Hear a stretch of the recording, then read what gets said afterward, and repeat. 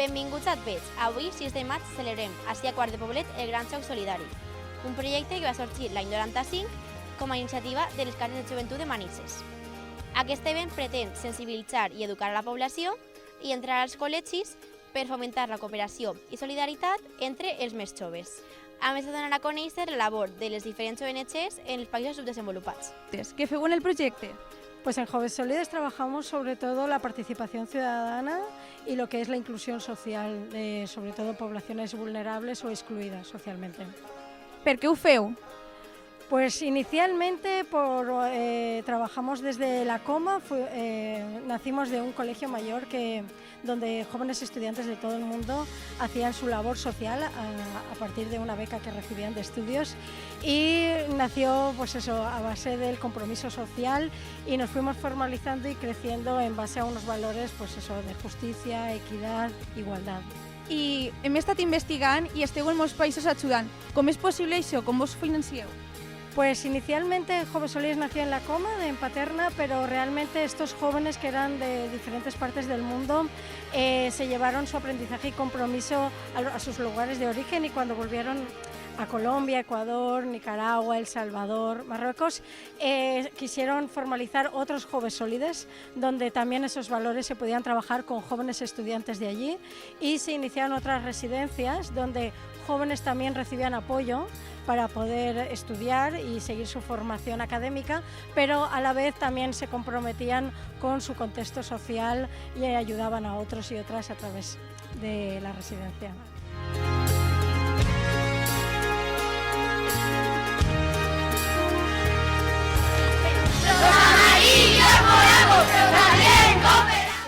Què feu en aquest projecte? En aquest projecte el que fem és recollim roba, sobretot de xiquets, que es fa molta falta, però ens porten 41 anys fora del seu terreno. El Sàhara dels Dents era espanyol, bueno, i és la història que crec que ja sabeu, no? Ara estan en els campaments, estan allí pues, malvisquents perquè viuen de la caritat, no d'ajudar sols els pobles, sinó de tot el món que està ajudant-los. Espanya els ajuda, hi ha moltes associacions, i a l'estranger també.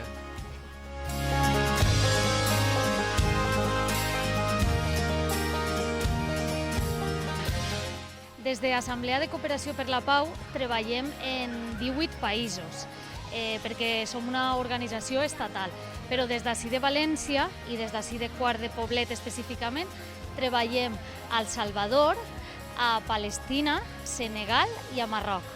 I per què decidiríeu participar en el Xoc Solidari? Nosaltres fa bastants anys que treballem en l'Ajuntament de Quart de Poblet. L'Ajuntament de Quart de Poblet financia precisament un projecte que portem a cap en una organització de dones a El Salvador, a Centroamèrica, que és una organització que lluita per la igualtat de gènere i contra la violència de gènere.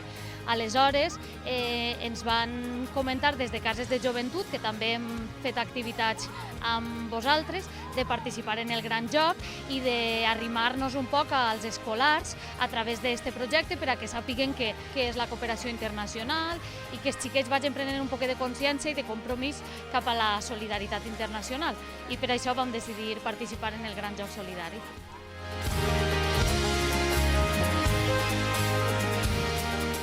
En què consisteix el vostre projecte? Pues ara mateix treballem sobre dos grans projectes. Un seria a nivell local, a València i pobles dels voltants, en el que fem tallers de vida saludable. I després, a nivell internacional, tenim projectes en Nepal, concretament a zones rurals com pot ser Bagar, en el que treballem molt en empoderar al poble. Me encanta el Juego Solidario para dar visibilidad y para que realmente los principios y los valores que queremos transmitir vayan siendo acogidos por los niños de muy pequeños. És una iniciativa en la que ja Quart no podria viure. Fonamentalment tinc que agrair tota la dedicació dels voluntaris, de les cases de joventut, dels esplais i de tota la gent que col·labora des dels centres escolars també des de fa més de 20 anys, de que els nostres xiquets i les nostres xiquetes han pogut conèixer de primera mà esta realitat i saber el que és la solidaritat i saber un poc més dels altres mons. Per què es fa aquest xoc? Porque es una manera de involucrar a mucha gente de la población de Quart de Poblet con un objetivo común, que es conseguir fondos para distintas ONGs a raíz del 0,7% de la partida presupuestaria que se destina a la solidaridad en Quart. Y de esta manera nos permite trabajar la justicia social y la importancia de la cooperación internacional con los niños, con los adolescentes y las adolescentes, con los jóvenes, con los adultos, y consigue involucrar a mucha gente. Com s'ha